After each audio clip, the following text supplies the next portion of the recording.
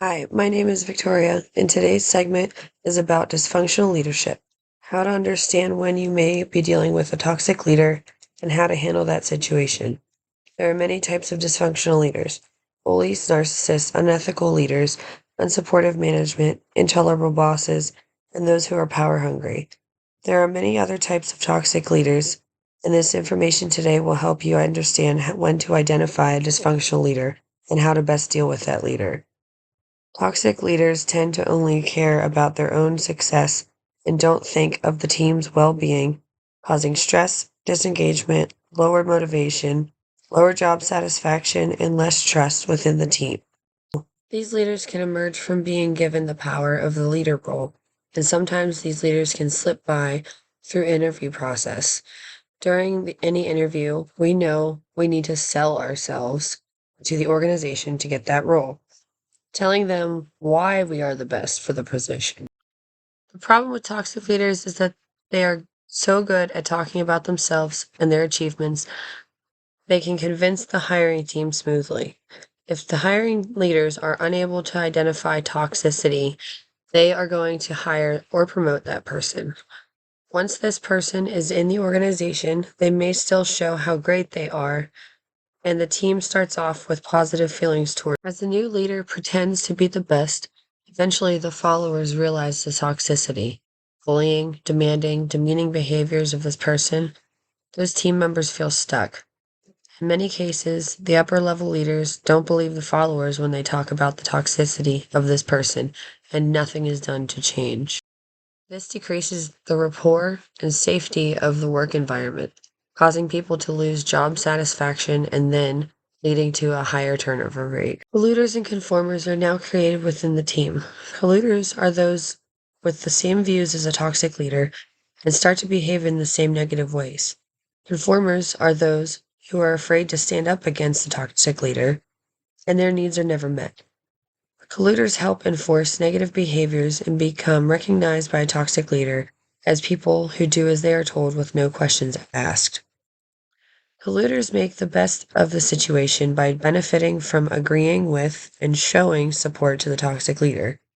Conformers are those who tend to be the target, being bullied, forced to stay over their scheduled work time, demanded to complete work outside of their job description, complete work of the leader, and receive no acknowledgement for their work. Conformers are those who fear the leader and do not challenge toxic behaviors.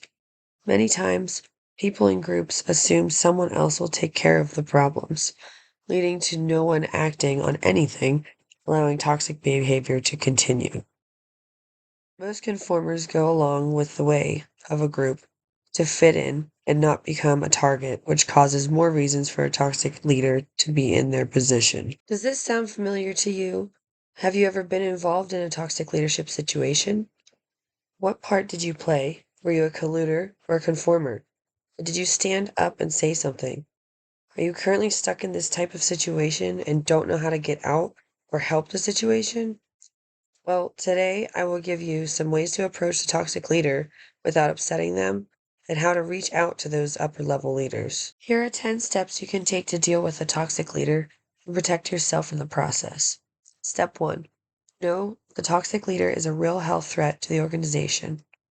2. Talk in a non-threatening way and let them know you are aware of their behavior. 3.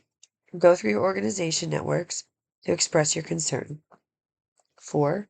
Write down all of your steps for later when you need proof of action. 5. Find the trusting leaders in the organization and reach out for assistance. 6.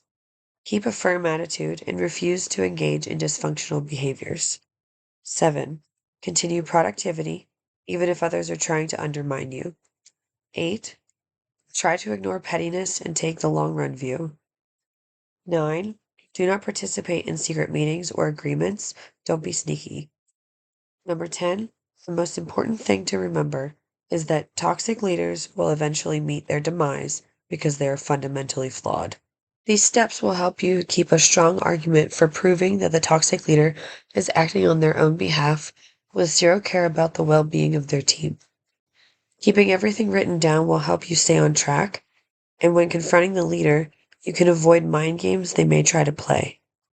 Remember, the toxic leader feels they can do no wrong, and they will blame everyone else for the issues at hand. Stay calm but firm in your stance, and do not engage in pettiness.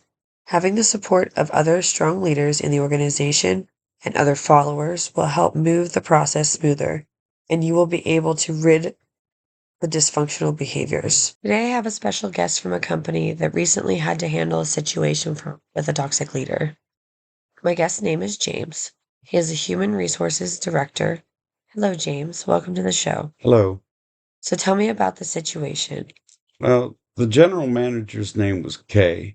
His toxic behaviors have caused severe stress across the team. He'd cut corners, he harassed many of the team members, and he'd single them out in front of the whole team rather than a private conversation about mistakes. He'd bully individuals and staying late, to complete the work that he should have been completing. The team was exhausted, and Kay took advantage of their fear of bullying or being called out in front of the team. Kay would blow up on the team members and reprimand them in front of the team. His idea of working was based on his biases of gender roles. Women work for the man, and the male team were smarter, so they were forced to stay later and finish projects.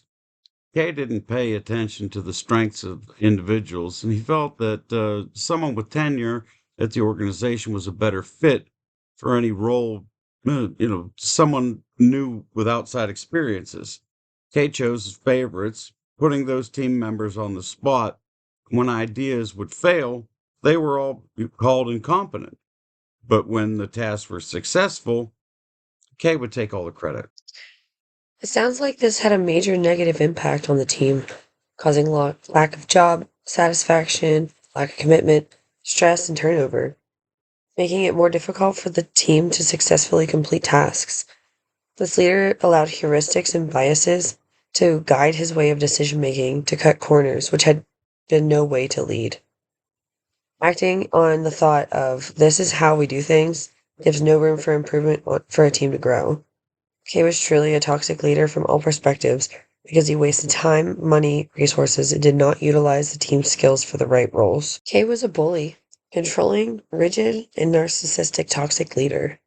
He used fear to put the team down, was a perfectionist, self-absorbed, inflexible, and unwilling to listen to anyone's ideas, and driven by admiration. This team had suffered in many ways, caused by fear of this leader. How did you handle the situation, James? Few team members came together and wrote me a memo, explaining their concerns and the help they needed in addressing this toxic behavior. They had everything written down to ensure they had all the information needed to prove these issues. I turned to the HR team and discussed the situation. We decided to give Kay an option to take courses on team leadership and be evaluated every 6 months. Eventually, Kay was terminated because he refused the course. My team also created better systems of hiring and training to avoid these types of toxic leaders again. We're able to find a new team leader. Thank you, James. I would say being a team leader after a toxic leader is difficult because you not only have to learn about the team, but build up their confidence and trust. This team's willpower was broken by Kay because he was so aggressive and demanding, causing much mental abuse. The best way to understand how this toxic leader prevailed is to look at the toxic triangle. There are three components to a toxic triangle: the toxic leader, conducive environments, and susceptible followers. The most important part of this is the conducive environment because it is the organization's role of dysfunctional leadership situation. A toxic leader can thrive in an organization with instability, ineffective institutions, and that lacks checks and balances to hold high expectations. If an organization is lacking stability, anyone can create their own power and demands without being held accountable, like Kay was able to. No upper level leaders knew what was going on, so no one held him accountable for negative behaviors. Therefore, the team suffered. The toxic leader is the second component in the toxic triangle. Within this component, the leader has a need for power, is a narcissist, holds an ideology for hate, and has negative life themes, like Kay's bias that women work for men and men are smarter. The third component of this toxic triangle is and most affected is susceptible followers, broken down into two types discussed earlier: colluders and conformers.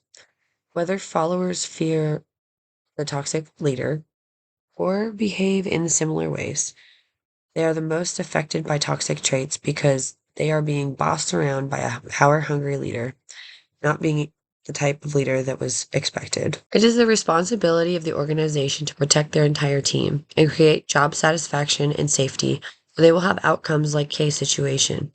It is not always possible to fully avoid toxic leadership because they can start off or show off as the perfect leader and slowly become toxic, but organizations need to have regular reviews, meetings, open door policies that allow team members to speak up in the case that there is a negative behavior, and ways to prevent further toxic behavior. These types of measures will be able to nip toxic behavior in the bud. The most important aspect a company can have for their teams is trust and safe work environment. This helps stop toxic behavior from occurring in the workplace. Thanks for tuning in to my segment on dysfunctional leadership. And special thanks to James for joining me today. I hope this information has been helpful to you and your organization when dealing with the toxic behaviors.